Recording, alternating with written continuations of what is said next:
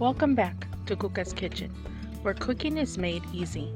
Today, we are going to cook a pollo encacahuatado. Translation: chicken and peanut sauce. There's a lot of ingredients in front of us, but please do not get overwhelmed. We are going to take this step by step. I have here 5 tomatoes, 3 different kinds of chile, Guajillo chile, which is the less spicy one, Pulla, and chile de Arbol being the spiciest one. So if you want a less spicy sauce, just use Guajillo and take the seeds out. I have onion and 2 garlic cloves.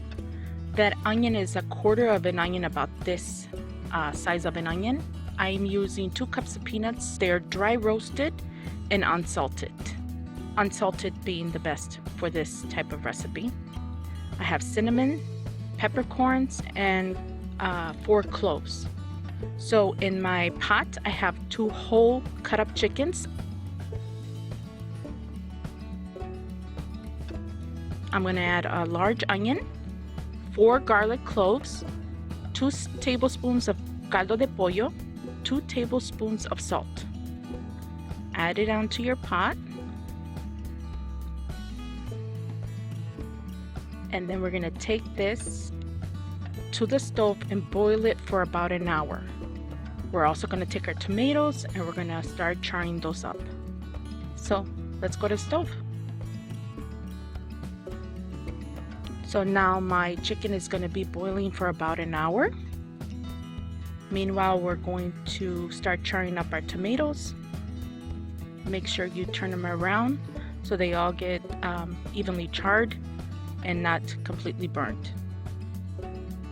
So once they're done, they should look something like this. And you want to remove them and put them in a bowl.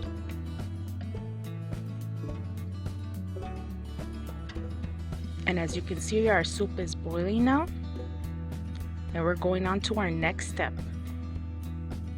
In a non-stick pan, you want to go ahead and add your peppercorn, your cinnamon, and your cloves. That's about 1/2 teaspoon of peppercorn and 4 cloves and a little stick of cinnamon. And what you want to do is constantly be stirring it so that it doesn't burn. You want it to release its oils, and you want to start smelling the peppercorn, and you want to start smelling the cinnamon as well. So constantly stir them so they don't burn.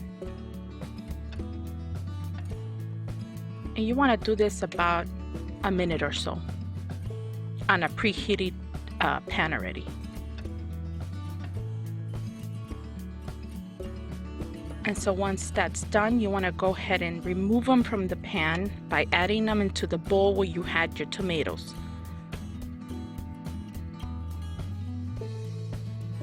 And on to your next step. Same pan, you're going to add your peanuts to it.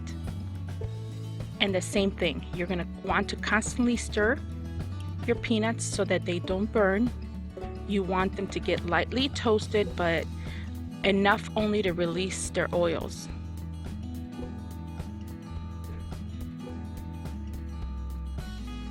So constantly stir your peanuts, and once you see they're getting lightly toasted, then you want to remove them.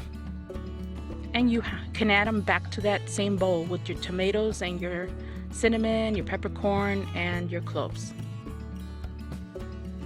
And your next step, make sure you wipe your pan from any residue from the peanuts, because at this point we're going to add oil to this pan. Same pan. Add about 1/4 cup of oil.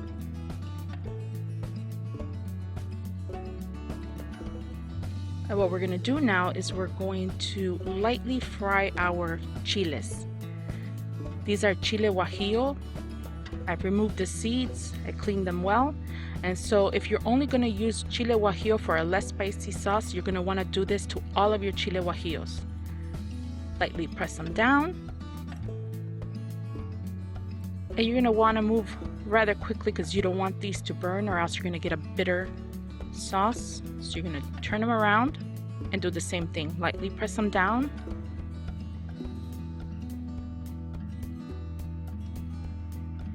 And once you press them down, you remove them quickly. You don't want them to burn. And you're going to do this process to all of your chile Guajillos. And again, remove them and put them in the same bowl that you have your tomatoes and peanuts in.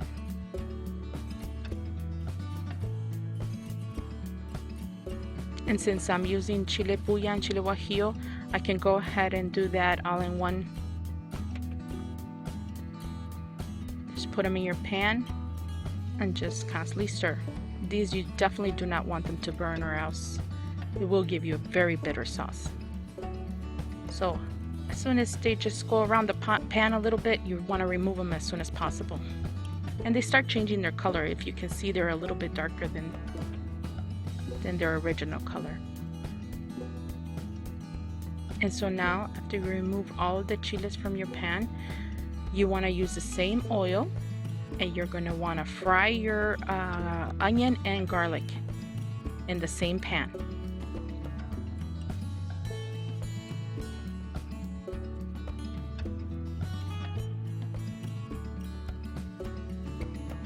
Again, making sure that you're stirring your onion and your garlic. You don't want it to burn.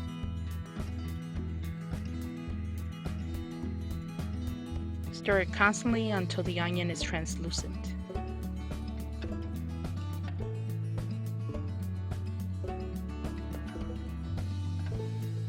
And once it's translucent, you want to remove it, and again add it to the same bowl where you have all your other ingredients. And at this point, you can even add the remaining of the oil that was in the pan, because that was your last step. And now everything's nice and fried up. We're going to take it to the blender, but first we're going to check on our chicken and see how it's doing. And everything's boiling real nice. We give it a little stir, and we cover it so it can continue to boil. And so now we're going to start blending our ingredients in our blender. You're going to add a little bit of the ingredients at first with 2 cups of chicken broth. The chicken broth is from the chicken that I'm cooking. You could use carton chicken broth or whatever of your choice. If you want to just use water, I suggest you use chicken broth because it gives it more flavor. So I'm adding 2 cups of chicken broth, and then I'm going to liquefy this first. So you're going to want to do this in steps, just so your sauce can be nice and smooth. Now you want to add the rest of your ingredients. You could do it in 2 steps, or you could do it in 3 steps. I'm just going to add everything all at once now. And blend everything together one last time. In a big pot, you're going to want to add your sauce to it, but first add oil to it. Your pot should be preheated. If it's not, then just let the oil heat up. And then you're going to put your sauce into that pot. And I like to add a little bit of the chicken broth into my blender just to clean off what is left behind of the sauce. Just cover it and give it a little shake, and then add it to your pot. At this point, you can taste for seasoning, for salt, and if you have to add more salt, go right ahead. Stir your sauce around. And it looks pretty good to me at this point, so I'm going to start adding my chicken to it. You could either shred your chicken and not add the bone, or you can do it like this. I like to do it like this because my family members, some prefer the chicken breast, some prefer dark meat, so that way they can choose the type of meat they want, and they know they're getting what they want. Make sure that all the chicken is submerged under that sauce. You want to cover it and leave it to boil for about 5 to 10 minutes. And so this is how it looks.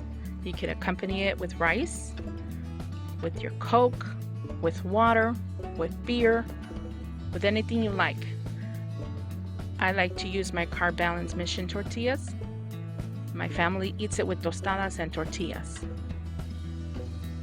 Try this recipe, you're gonna love it, I assure you. Like always, thank you for watching, and please subscribe, hit all the bells and whistles. Buen provecho.